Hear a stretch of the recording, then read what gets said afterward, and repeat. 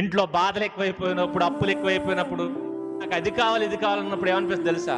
చి ఈ పేదరికం, ఏదో ఒక జాబ్ పాట అలా తగిలితే బాగుండు అనిపిస్తుంది.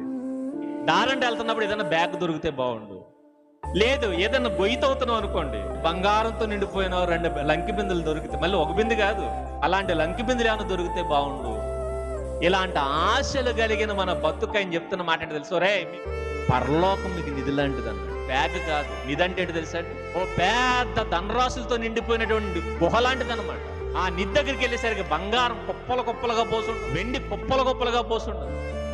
ఇక అలాంటి నిధి దొరికితే ఎలా ఉంటుంది? లైఫ్ సెటిల్ అన్నమాట. భూమి మీద నిధి దొరికినా మీరు సుఖపడతారో తెలియదు, కానీ ఈ నిధి దొరికితే మాత్రం ఈ లైఫ్ ఎల్లకాలం సెట్ అంతే. లైఫ్ లాంగ్ కాదు, లాంగ్ లైఫ్. మీ జీవితం సెట్ అంతే. నిత్య సంతోషం, చావు లేదు, రోగం లేదు, కళ్ళంట కన్నీళ్లు రావు, సూర్యుడు ఎండ దెబ్బ తగలదు, రాత్రి వెన్నెల దెబ్బ తగలదు, చీకటి ఉండదు, ఎల్ల కాలం మీ పెదాల మీద చిరునవ్వు. ఇక లైఫ్ని ఎలా ఎంజాయ్ చేస్తారో అలా మీరు ఎంజాయ్ చేయండి.